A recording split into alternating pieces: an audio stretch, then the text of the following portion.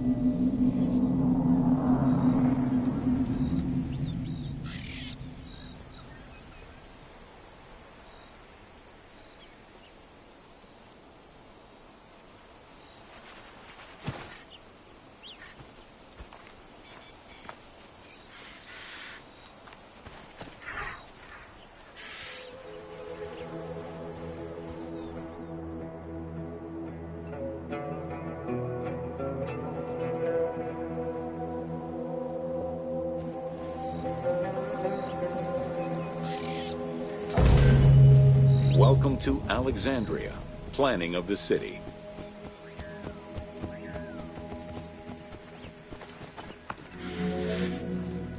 Alexander's plan to build his great city began with a verse from Homer's Odyssey. There is, in front of Egypt, in the sea with many swells, an island called Pharos. Guided by these clues, Alexander the Great founded his future city at the western end of the Nile Delta.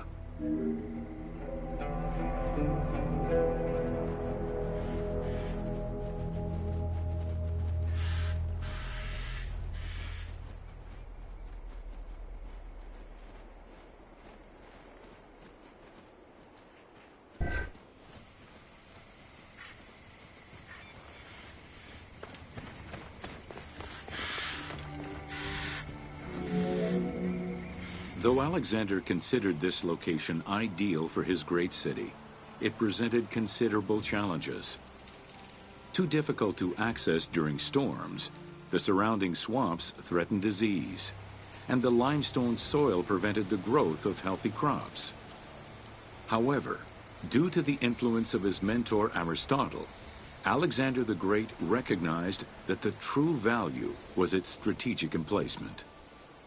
Alexander knew that in controlling Pelusium to the east, Memphis to the south, and his crowning glory Alexandria to the west, he would create a triangular stronghold, allowing him to control the entire delta while giving him access to the Mediterranean.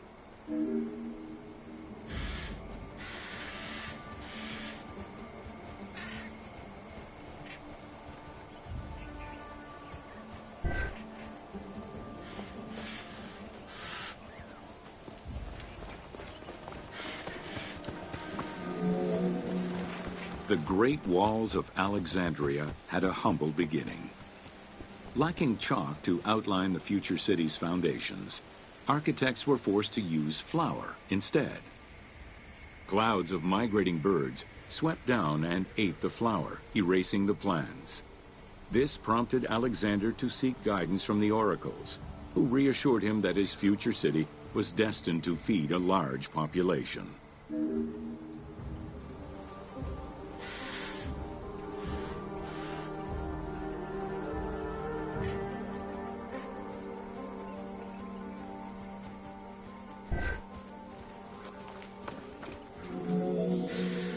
Excavations led by Mahmud Bey el-Falaki in the 19th century revealed that the wall enclosure measured approximately 5.2 kilometers in length and 2.2 kilometers in width.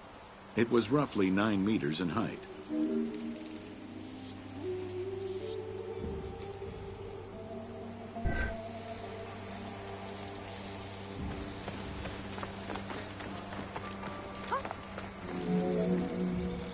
These formidable ancient walls would resist a number of attacks, including fending off the king of Syria in 169 BCE. It wasn't until 295 CE that they eventually fell to Roman Emperor Diocletian, and this only after 8 months of relentless assault.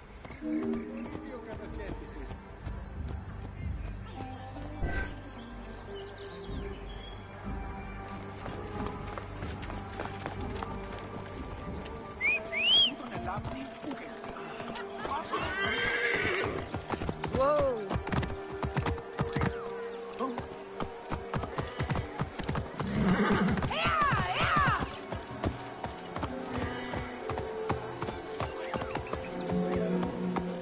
Alexandria's principal architect, Dinocrates, chose a Hippodamian grid plan.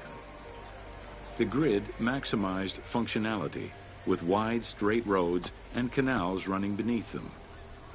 Alexander recognized the military value of the city's design. The wide, parallel streets gave him optimal surveillance of the city, while allowing the unobstructed flow of troops.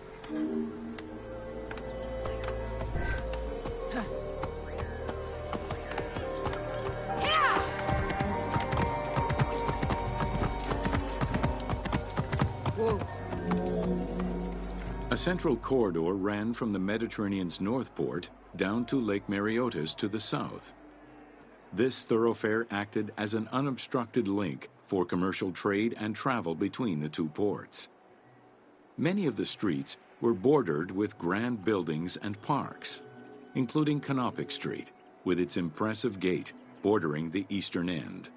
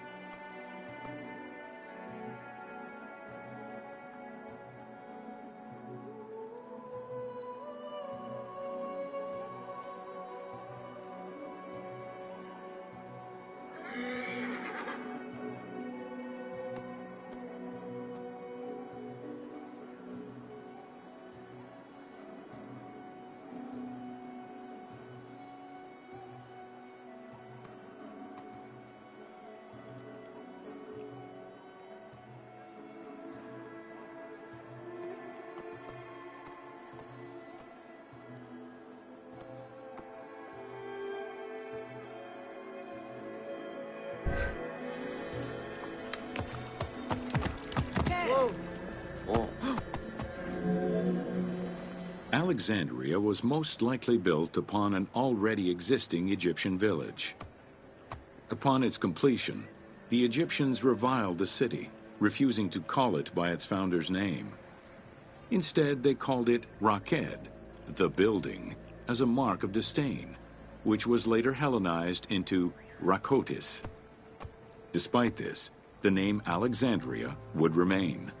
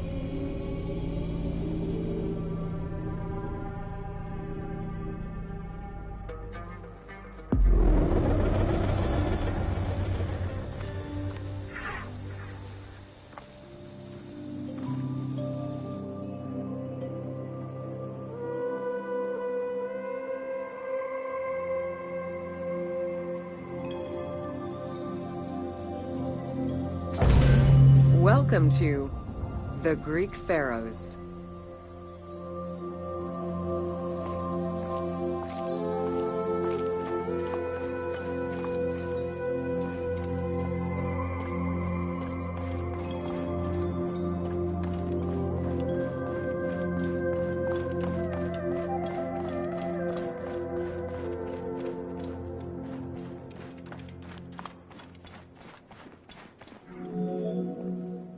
Pharaohs were considered divine incarnations of the gods.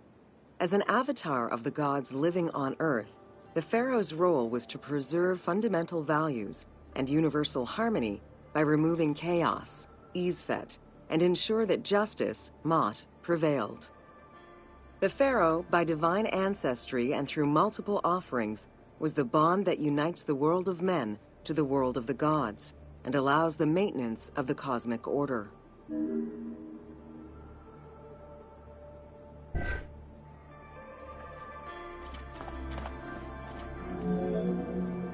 The Ptolemaic dynasty reigned over Egypt from 305 BCE to 30 BCE.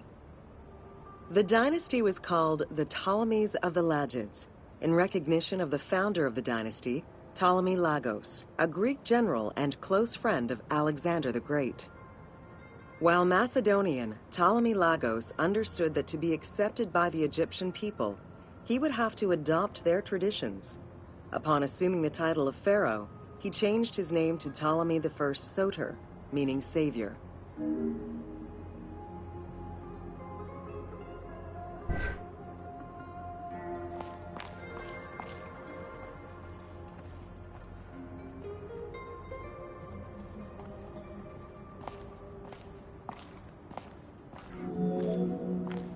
Born in 356 BCE, Alexander the Great went through a hasty education in the affairs of the kingdom before integrating into the Macedonian army, where he quickly rose through the ranks.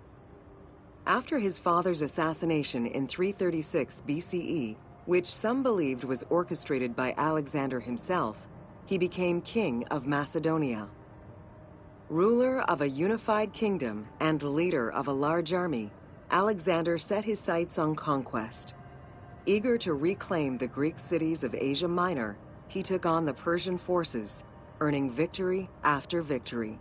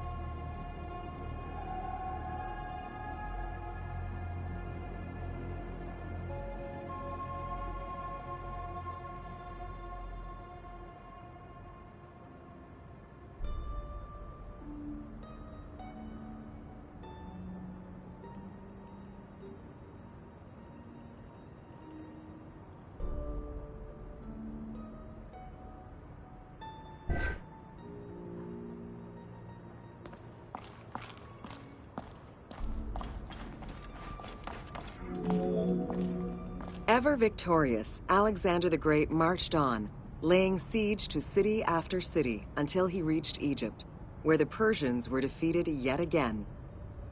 Viewed as a liberator by the Egyptian people, Alexander decided to become pharaoh in due form.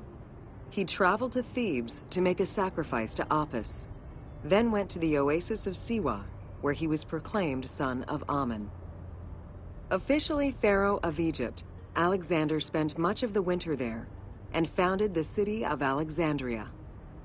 Perhaps not coincidentally, being pharaoh allowed Alexander to spread propaganda to prepare further conquests. He resumed his military campaigns in 331 BCE.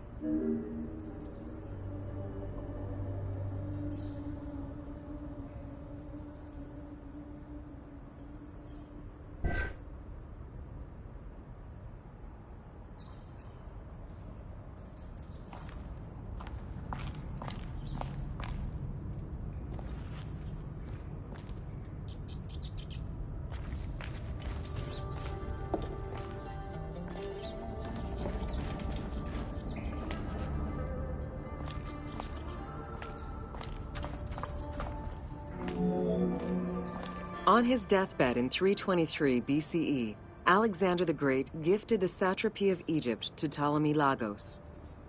Perfectly aware of the value of Egypt, Ptolemy ensured not only the stability of the country's borders, but also its economic and military development. At the same time, he worked with the Egyptian elite to maintain the internal order of the country. By 305 BCE, Ptolemy, well respected both in Egypt and in the Mediterranean, was at the head of the largest fleet of the Hellenistic world. Ptolemy officially took the title of Pharaoh of Egypt in January 304 BCE, on the anniversary of Alexander the Great's death.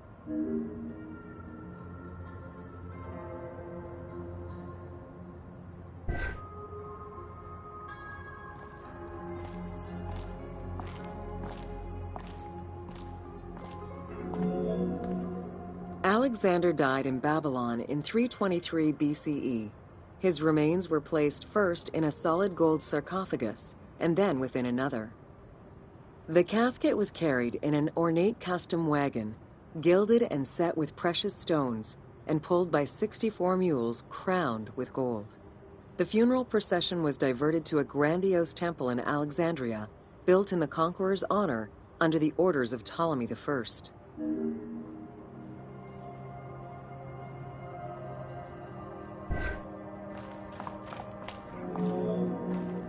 Julius Caesar visited Alexander's tomb at the capture of Alexandria, and the Roman Emperor Augustus reportedly placed flowers there.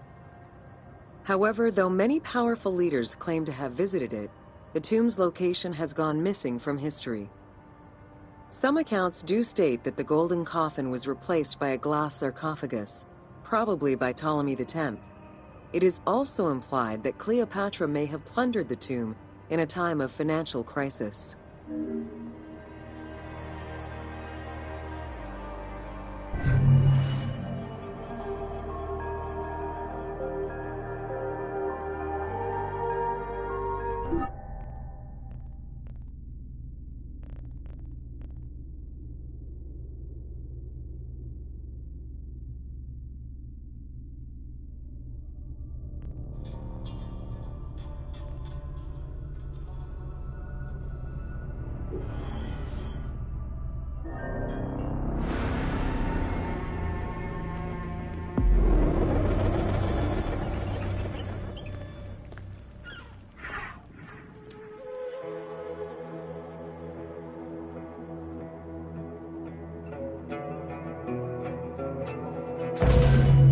Welcome to Cleopatra, Queen of Egypt.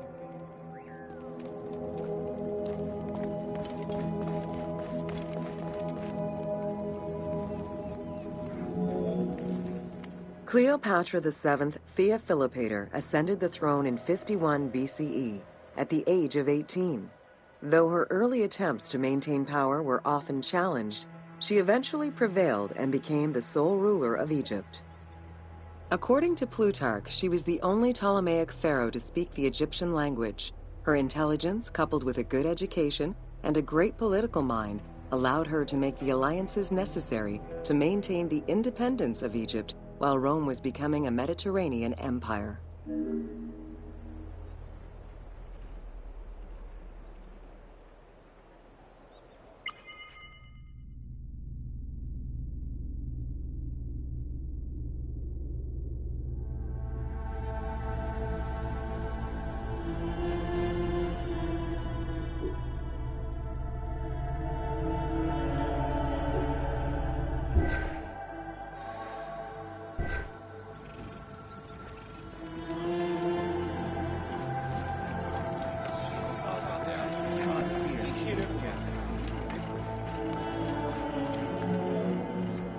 It is important to understand that Cleopatra's knowledge of Egyptian language and keen understanding of the culture allowed her to make powerful ideological referents that resonated with ancient Egyptians.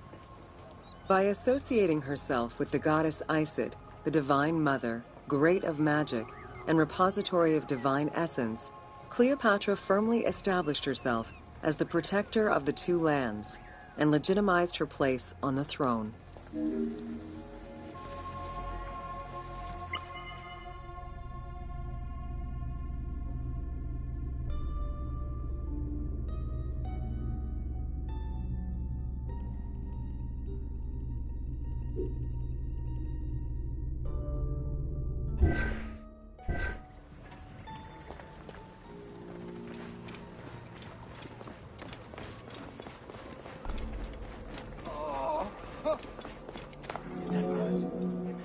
Upon his death in 51 BCE, Ptolemy XII Aulus bequeathed his kingdom to his daughter and eldest son, Cleopatra VII and Ptolemy XIII. As was custom, the siblings were married. The new pharaoh was 10 years old, his sister wife 17. The early years of their reign were not easy.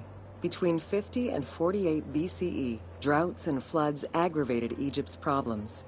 General Achillas and the royal advisor Pothinos kept intervening in the young ruler's political decisions, and eventually colluded to turn Ptolemy XIII against Cleopatra. By 48 BCE, Cleopatra was in exile.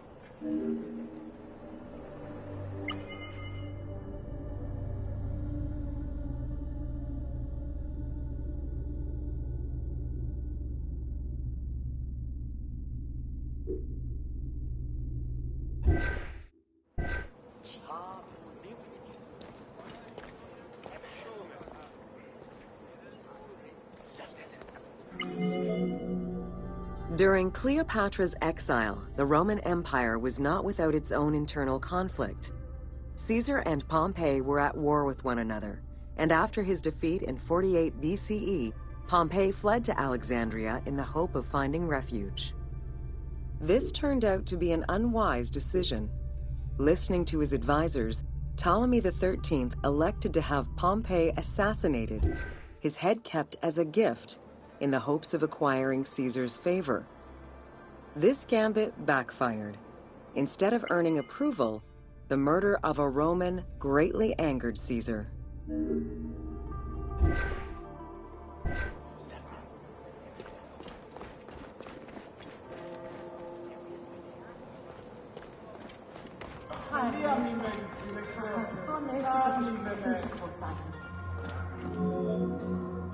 Cleopatra, aware of Caesar's anger against Ptolemy for the murder of Pompey, decided to take advantage of the situation. She returned to Egypt in secret, hoping to establish an alliance with one of the most powerful men of the time. Outside of the legend, where she had herself smuggled into his quarters in a carpet, what exactly happened during that fateful meeting remains a mystery. However, Caesar seemed to see a better ruler for Egypt in Cleopatra than in her young and too easily influenced brother. Invoking Ptolemy XII's will, Caesar attempted to mediate peace between the siblings.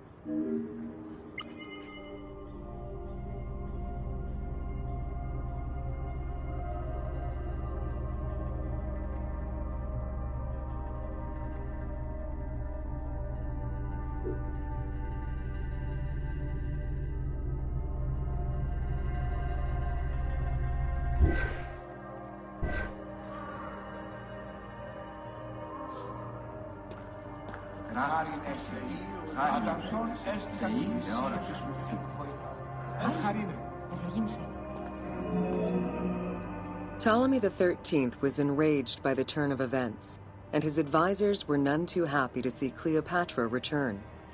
Urged on by General Achillas and Pothinos, the young pharaoh plotted against Caesar and Cleopatra, resulting in the siege of Alexandria in 47 BCE. It was in March 47 BCE that Caesar defeated Ptolemy XIII's forces. The young pharaoh drowned in the Nile after having fled the battlefield. With her opponents dead or powerless, Cleopatra married her other much younger brother, Ptolemy XIV, and finally claimed the throne of Egypt for good. The end of the Alexandrian War also cemented the romantic and political alliance between Cleopatra and Caesar. Ω αγαθέ, καλός και αγαθός αΐ.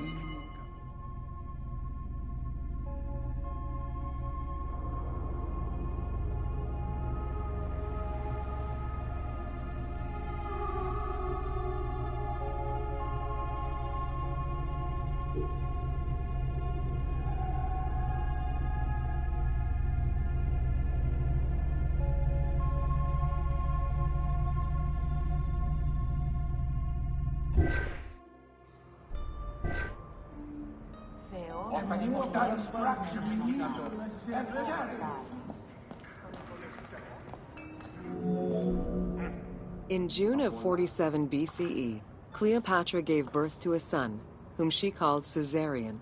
Caesar did not accept the boy as his heir, choosing instead his nephew Octavian. Nonetheless, on his return to Rome, Caesar invited the queen and her brother husband to stay in the city.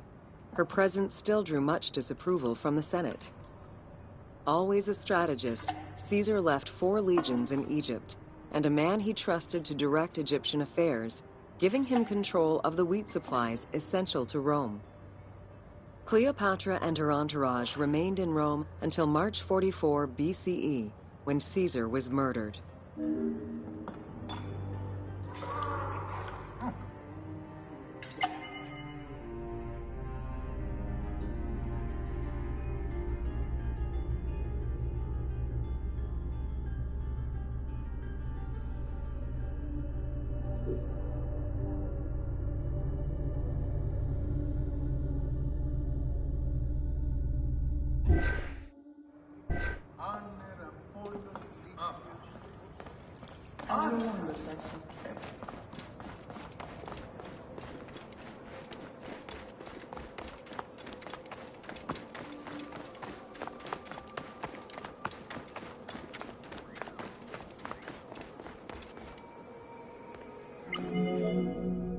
Caesar's most faithful ally, Mark Antony, often visited the Queen of Egypt during his stay in Rome. Unlike most, he recognized the legitimacy of Caesarion, the natural son of Caesar. Antony knew he would need the riches of Egypt in order to fight Octavian and claim the Roman Empire. Cleopatra, in return, saw a powerful ally. In the winter of 41 BCE, she arranged a sumptuous tour of Egypt by boat to show Antony the wealth of her country and the power she held as its ruler. A romantic and political relationship followed. The Roman Senate was once again most displeased. To calm spirits in Rome, Antony married Octavia, sister of Octavian.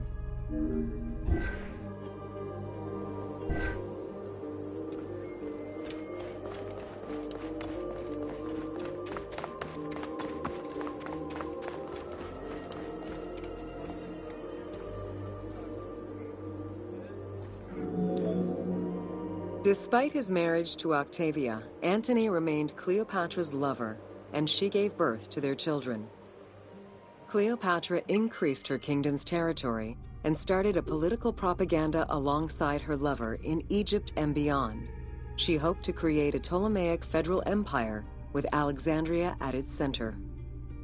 Antony eventually repudiated his Roman wife for the Egyptian queen, much to the dismay of the Roman elite. However, while Mark Antony focused on Egypt, Octavian carefully gained military and political ascendancy over him in Rome.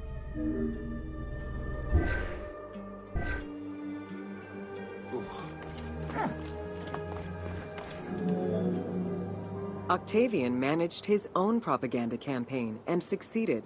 The Roman people hated Mark Antony and Cleopatra.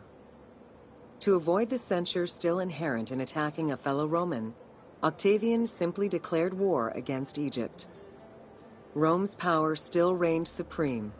The powerful Egyptian fleet, led by Cleopatra as well as Mark Antony's forces, were defeated in 31 BCE in Actium.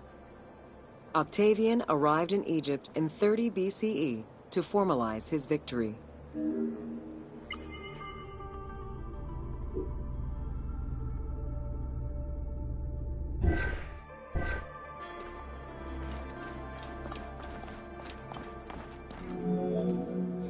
The following events remain difficult to confirm due to the many versions and legends around them.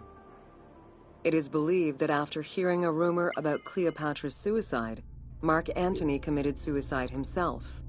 He was brought to the queen as he slowly passed away.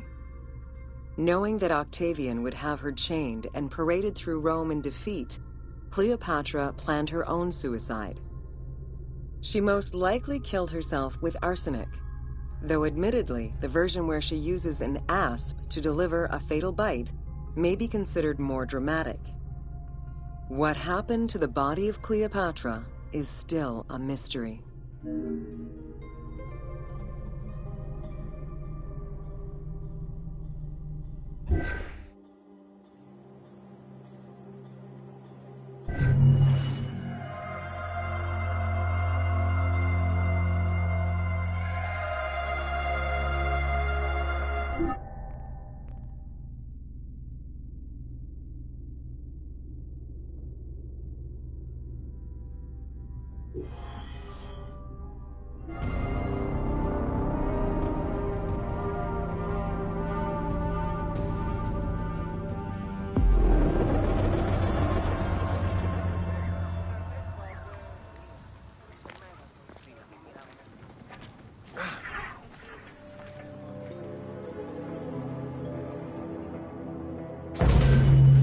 Welcome to the Siege of Alexandria.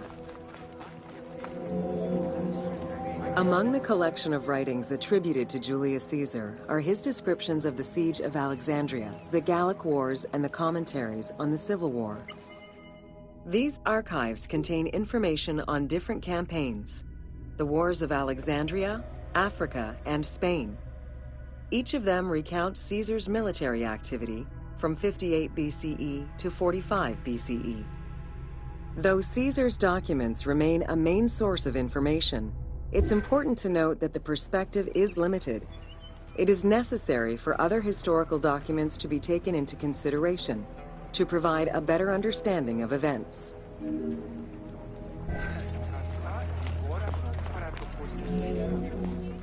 The Siege of Alexandria closely relays the events of the Civil War that led up to the event and describes how Caesar was besieged in the palace of the Ptolemies. Other ancient authors have left equally valuable and sometimes contradictory information.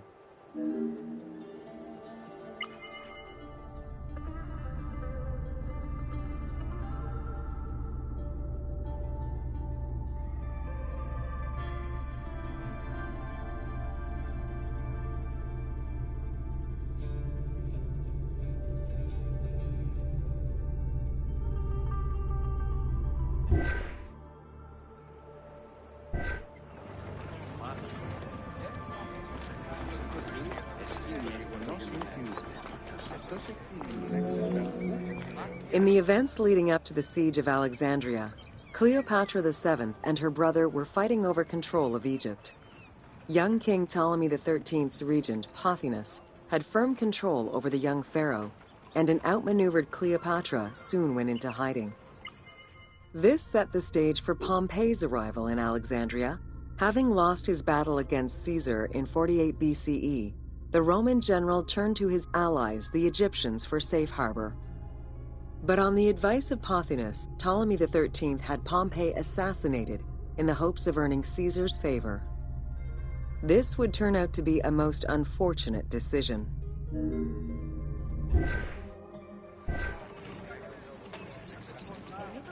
Άνθρωπε, ενθαδείστη, απάντησον μη. Upon his arrival in Alexandria, Caesar was presented with Pompey's head. The sight of a Roman murdered by Egyptians did not sit well with him.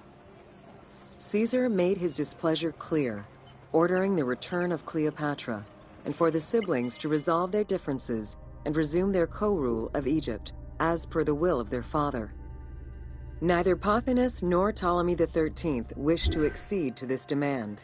While doing his best to aggravate Caesar, Pothinus secretly plotted against the Roman ruler and sent word for Egyptian general Achillas to bring his 20,000 men to fight on his behalf. While Pothinus plotted against Caesar, Cleopatra made a bold move. Άνθρωπε, ενθαδείστη, απάντησον μη.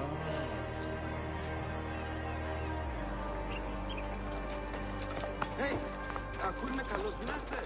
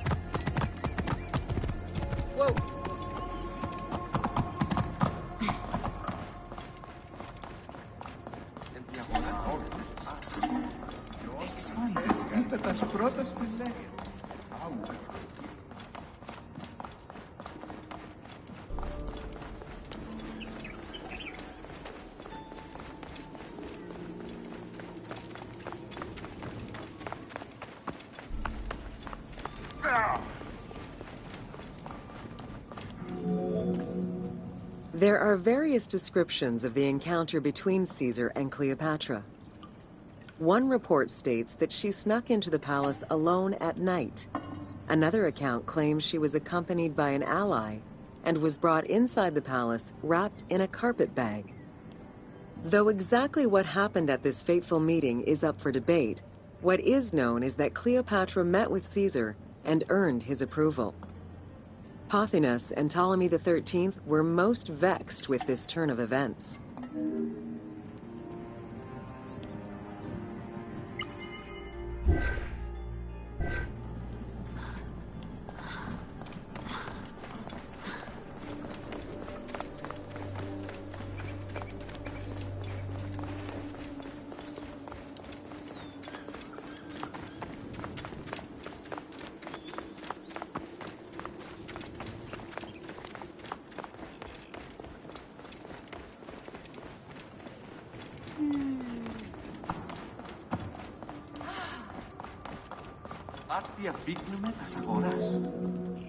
With Cleopatra finally present, Caesar chose to act as mediator between the siblings in the hopes of a peaceful resolution. It did not take long for things to sour. During a banquet given to celebrate the reconciliation, there was an assassination attempt on Caesar. It was the Roman leader's own barber who thwarted the attack. Once it was revealed that the king's regent, Pothinus, had ordered the attack, Caesar had him executed. He then placed the young king under guard.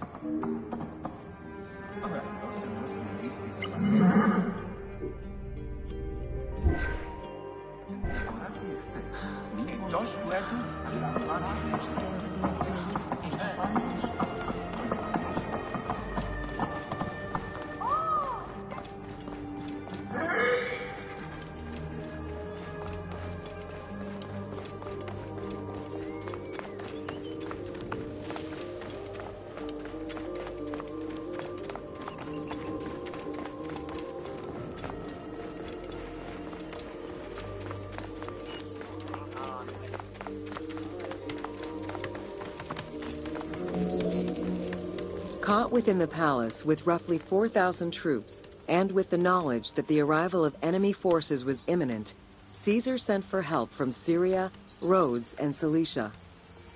He ordered his men to dig a ditch around the palace and build a wall leading to the harbor. This would ensure Caesar's access to the sea. When Egyptian General Achillas arrived in the city with 20,000 men, the battle for Alexandria began.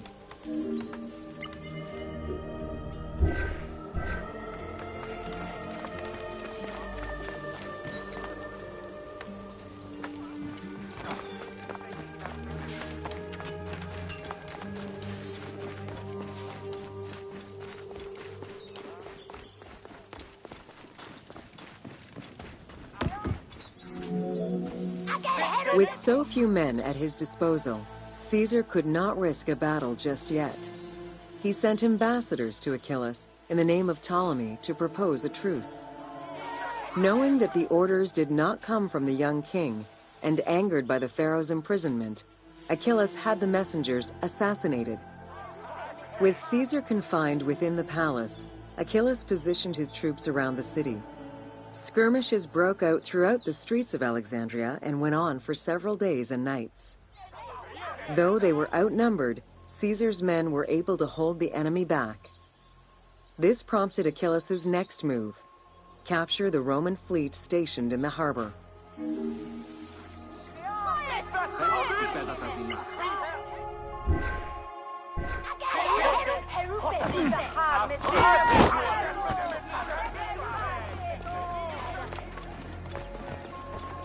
Παύλε, αμελή άνθρωπε, πού κοράν δύνασε.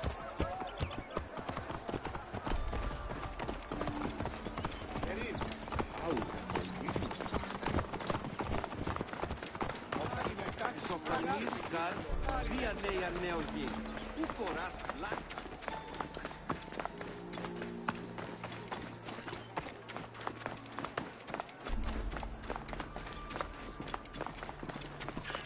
Πού καίστην η οφθαλμή σου εύτης, ο της αμελίας.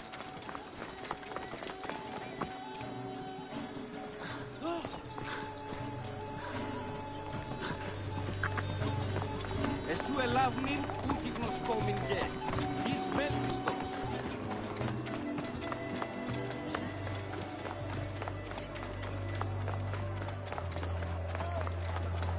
Ο Γαλλός έβγε.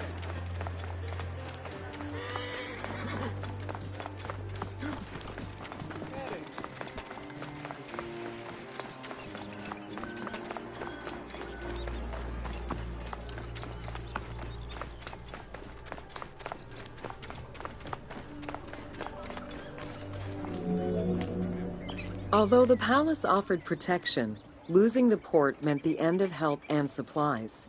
Caesar knew he had to protect the fleet. While he and his troops succeeded in regaining control of the port, he knew it would be impossible to sustain. Caesar ordered the burning of the ships. With passage back to the palace closed off, he headed for the lighthouse of Alexandria.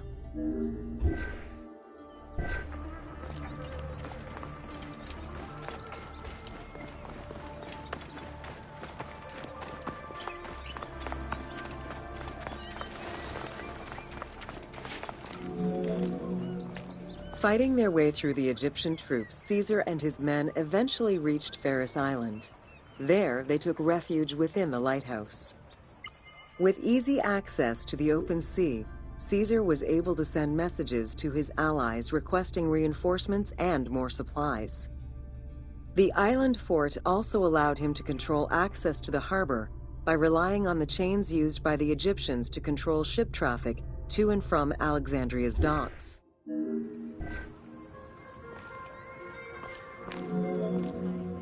The exact chronology of events during the war in Alexandria remain imprecise. Conflicting accounts raise questions as one account states that during the fighting, docks and warehouses were burned, and this was the fire that spread to the library. In another account, when Achillas cut off the harbor, Caesar had to leave the safety of the palace to defend his ships. As the enemies battled across the port, their arsenals set ships ablaze, and this destruction spread to the library.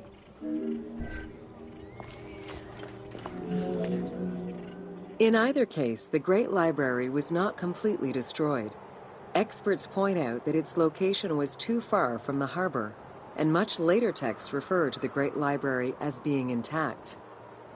Warehouses near the harbor contained manuscript copies awaiting export, and it is more likely that these documents were destroyed than the Great Library itself.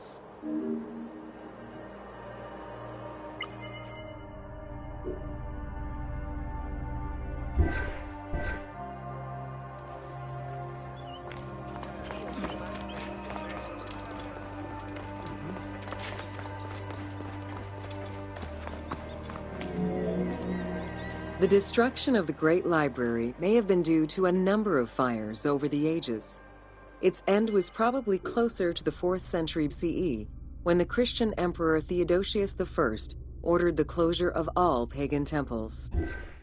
While some documents survived after being moved away, it remains unclear just what knowledge may have been lost.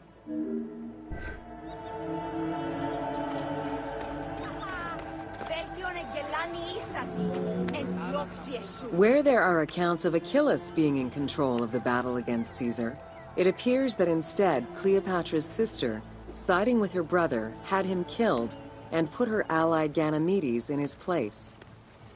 Ganymedes proved a valuable tactician for the Egyptian side. It was his idea to cut Caesar's access to the harbor, thus trapping Caesar at the palace.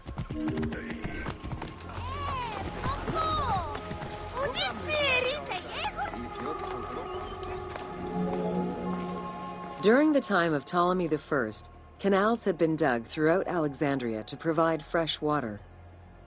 Ganymedes had his men take control of these canals.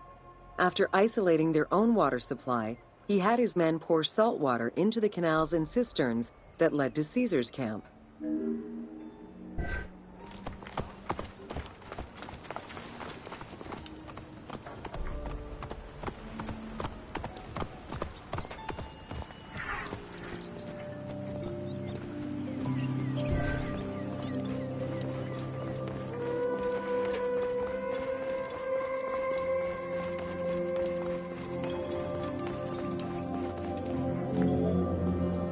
Panic erupted in Caesar's men.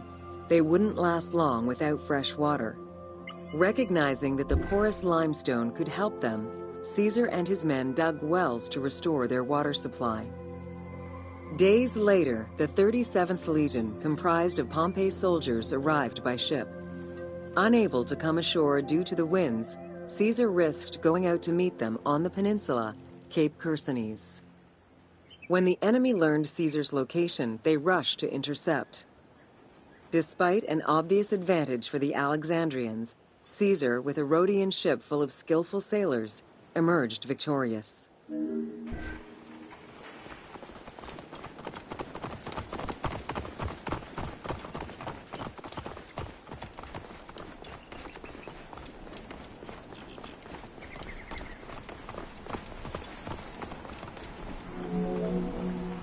With help from the Allied ships, Caesar's victory enabled him to push the Egyptians back and secure the lighthouse. Gaining control of Pharos Island sent the Alexandrians into the sea and swimming back to the city. However, Caesar's fortification of the island didn't last long.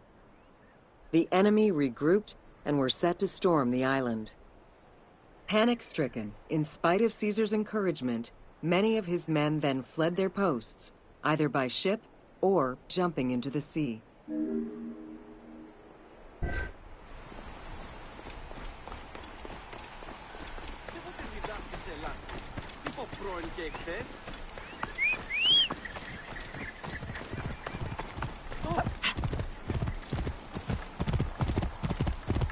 Whoa.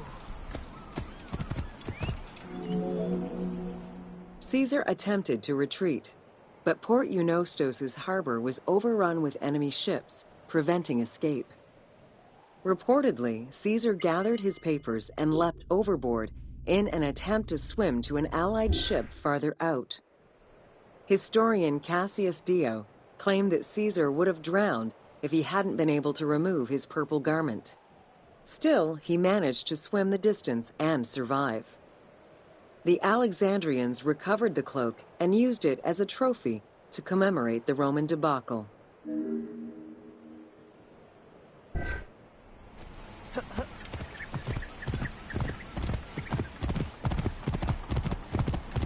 Whoa!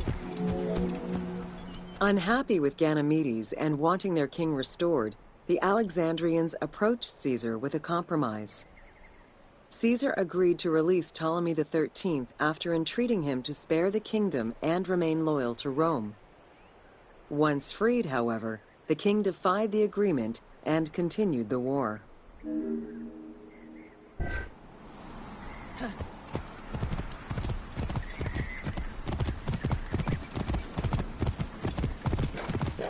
Whoa! By this time, a faithful ally of Caesar's, Mithridates, arrived in Egypt, clashing with Ptolemy's troops at Pelusium. Outnumbering the enemy, Mithridates secured the region between Pelusium and Alexandria. Ptolemy, warned of Caesar's ally marching on Alexandria, sent his troops to prevent passage over the river.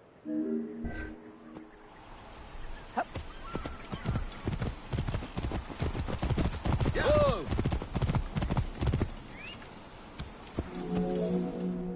Mithridates warned Caesar in time, and the two groups confronted the armies of Ptolemy in the Delta. In the Battle of the Nile, the Romans gained the upper hand, sending the Egyptians fleeing. In the tumult and panic, King Ptolemy XIII drowned in the Nile.